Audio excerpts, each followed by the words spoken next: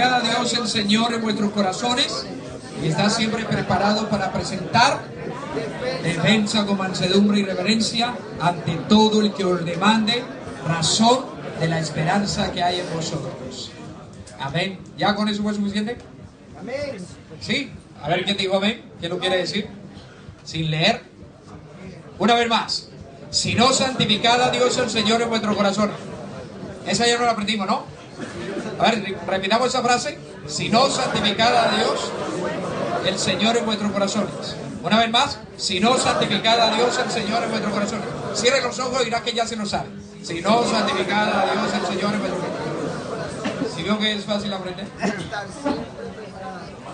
Y estar siempre preparado para presentar defensa con mansedumbre y reverencia. Amén. Otra vez. Y estar siempre preparado para presentar defensa con mansedumbre y reverencia. Ahora todo junto. Si no, santificad a Dios el Señor en vuestros corazones. Y estar siempre preparados para presentar defensa con mansedumbre y reverencia. Y la última parte. Ante todo el que os demande razón. Ante todo el que os demande razón. Hasta ahí. Si no, santificad a Dios el Señor en vuestros corazones y estad preparados para presentar defensa con mansedumbre y reverencia ante todo aquel que os demande razón de la esperanza. ¿No lo hemos aprendido? Amén. ¿Sí lo aprendimos?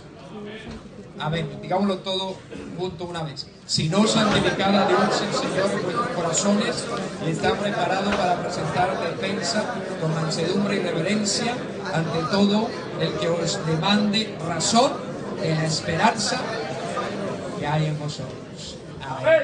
Yo creo, hermano, que ya casi lo tenemos ahí. Amén. Gloria al nombre de Jesús. Hablamos esta mañana, mi hermano, de los testigos de Jehová y de los adventistas. Dos sectas muy ligadas, porque la una salió de la otra. Amén. Claro que entre ellos mismos no se pueden ver, pero uno es hija de la otra, así como las iglesias trinitarias son hijas de la iglesia católica. Pero dígale, ustedes son un trinitario y se enfurece. Pero es la verdad, ellos son hijos de la iglesia católica. Amén. Y había algo que ellos tienen en común. Bueno, tienen muchas cosas en común. Uno en cuanto al infierno. Amén. Y tanto los testigos de Jehová como los adventistas piensan lo mismo con el infierno, que el infierno no existe. Y también lo mismo en cuanto al alma. Amén, que el alma es el cuerpo. Y que cuando muere pues queda aniquilado y ya está. Yo noté nueve cosas que ocurrirían si el infierno no existiera. 9 cosas que ocurrirían si el infierno no existiera. La primera, si no hay infierno, entonces Dios es mentiroso. Si no hay infierno, entonces Dios es mentiroso al haber amenazado a los rebeldes con un castigo. Entonces, si no existe infierno, entonces Dios es mentiroso. Amén. No, lo importante, mi hermano, es que no te quedes a comprobarlo. Si alguien quiere comprobar, bueno, yo no sé si hay infierno, pero hermano, no te quedes a comprobarlo. Alguien decía, mi hermano, en el infierno no hay ateos.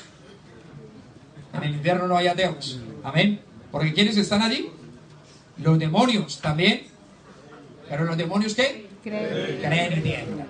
O sea que en el infierno no hay ni va a haber ateos. Segundo, si no existiera infierno, Dios entonces no puede ser considerado un ser santo y justo. Si no existiera infierno, Dios no puede ser considerado un ser santo y justo, porque ¿dónde quedaría su justicia, de la que tanto dice la Biblia, de premiar al justo y castigar al rebelde? Amén. Entonces, si no existiera el infierno, ¿dónde quedaría la justicia de Dios? Amén. O sea que Hitler no va a recibir, no tiene consecuencia por lo que hizo. Entonces, imagínense dónde quedaría la justicia de Dios. Tercero, si no existiera infierno, la Biblia sería todo menos la palabra de Dios. Amén. Sería entonces un cuento, sería entonces una novela, porque más de 2000 veces en la Biblia aparece el castigo eterno. En hebreo la palabra Seol, en griego la palabra Hades, y en castellano pues la palabra infierno. Entonces hablamos del infierno, y no solamente el infierno, la Biblia habla acerca del lago de fuego. Amén. O sea que el infierno incluso no es lo último del pecador, porque incluso el infierno va a ser lanzado también al lago de fuego.